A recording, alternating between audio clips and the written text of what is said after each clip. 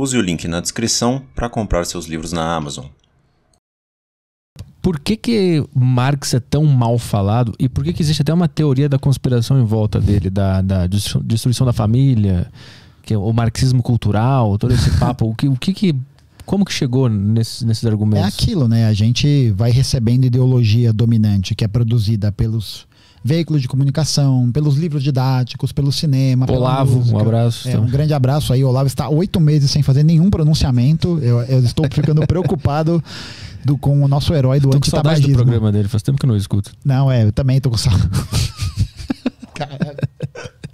Um grande abraço aí pro Olavo e pro Mikhail Gorbachev, que estão abraçados no inferno nesse momento. Mas o que a gente tem, então... Até perdi o fio da pergunta. É como marxismo cultural, né? Essa conspiração em volta do nome do Marx. É porque o Marx é o cara que produziu uma teoria revolucionária que é...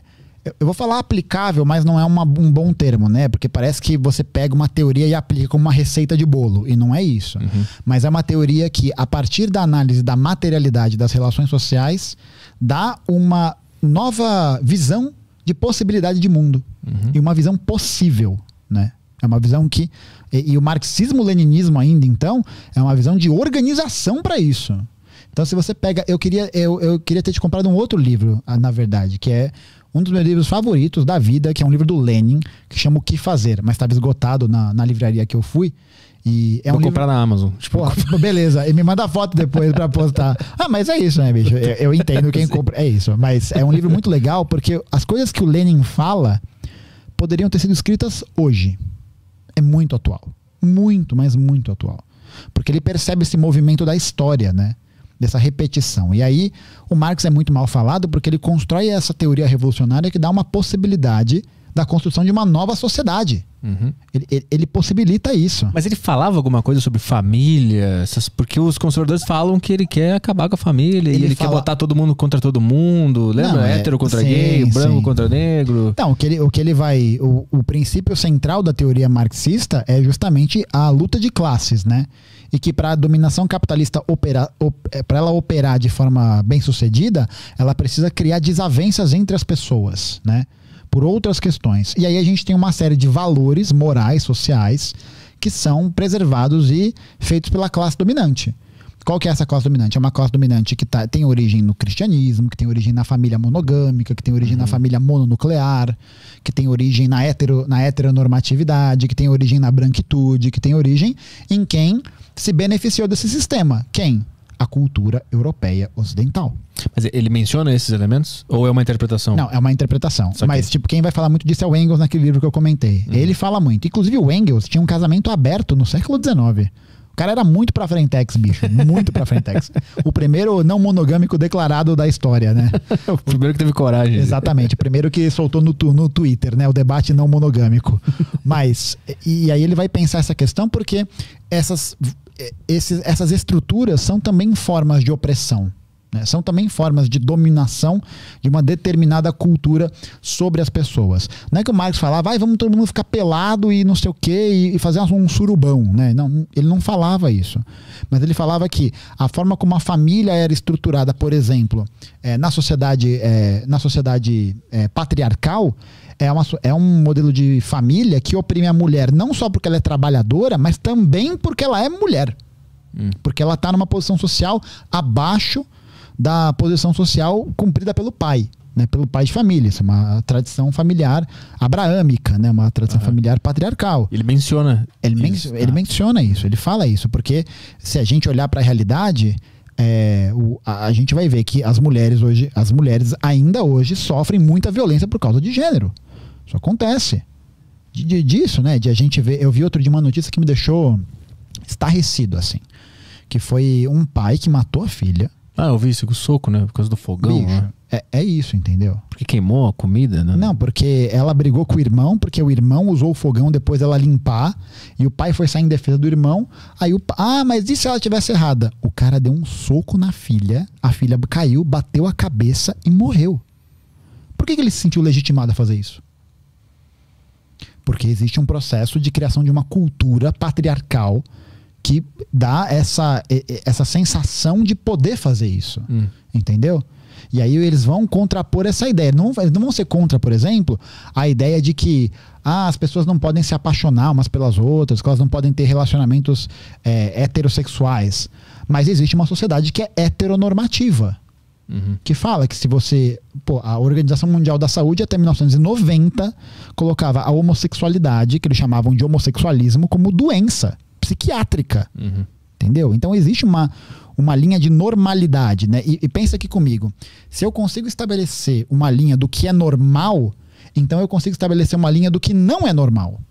E aí aquilo que não é normal vai poder ser perseguido, vai poder ser oprimido, vai poder ser colocado num lugar de subserviência àquilo que é entendido como normal.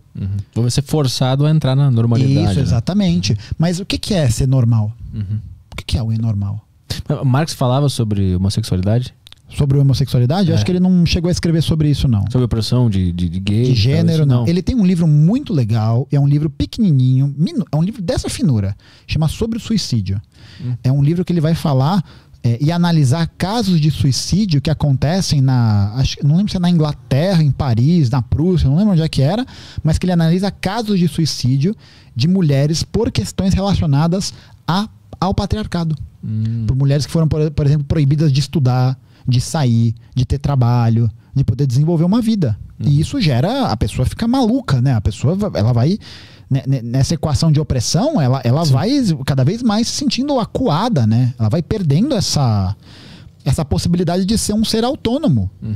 É louco porque o capitalismo ele também promove, digamos assim, o suicídio de muitos homens, né? Sim, por causa disso. Por causa da produtividade, porque tá tudo nas costas do cara. Exatamente. Fazer e sustentar todo mundo e tal. É essa lógica, né? A gente é ensinado a ser homem. Existe um ideal de masculinidade, né? De que homem não chora, de que você tem que comer todo mundo, que você tem que que você tem que mostrar seu poder o tempo inteiro, que você não pode ter passividade, você não pode não saber das coisas, você não pode fracassar. Não pode fracassar. Porra, como é que uma pessoa vai viver numa sociedade que é bombardeado isso na tua cabeça o tempo inteiro e você não vai uma hora surtar? Uma hora você entra em parafuso.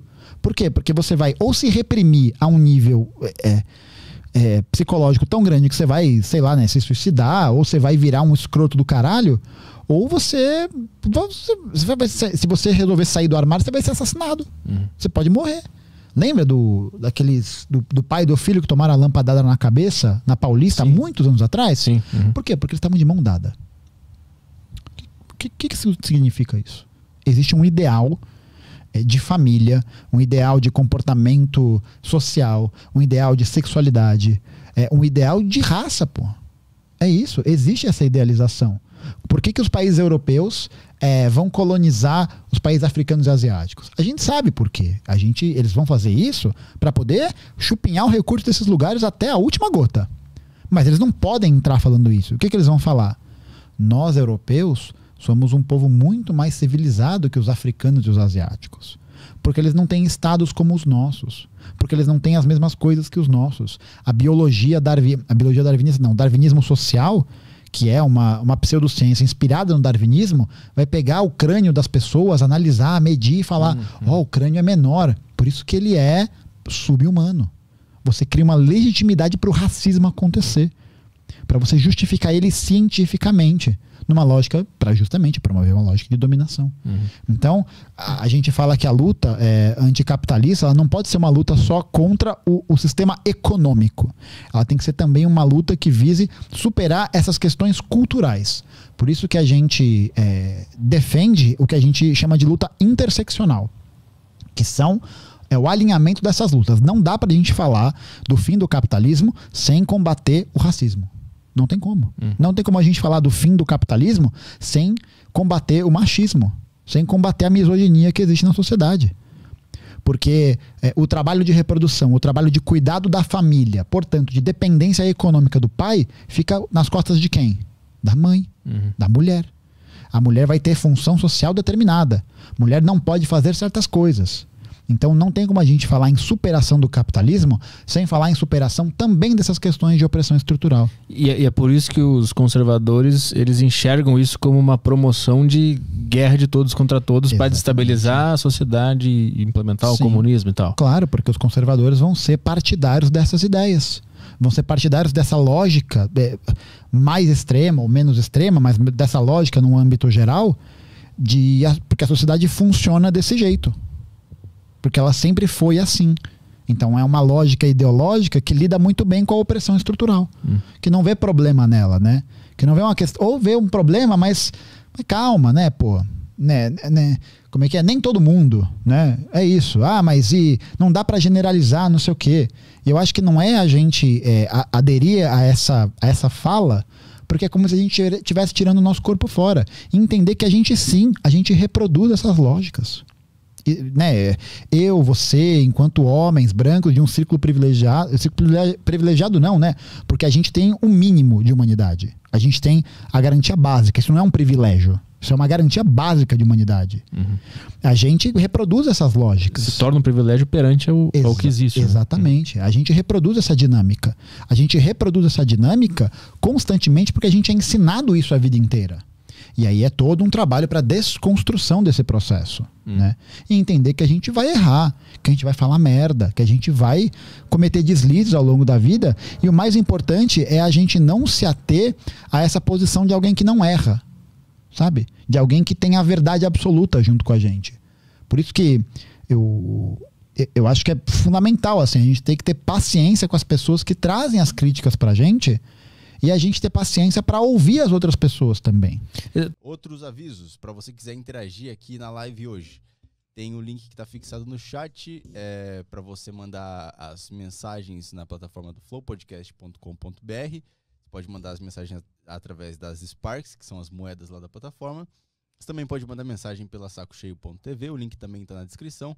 Os assinantes da Saco Cheio TV têm acesso ao grupo do Telegram. Então lá no Telegram você pode mandar mensagens pra gente. Aqui a gente vai ler sempre o Telegram primeiro.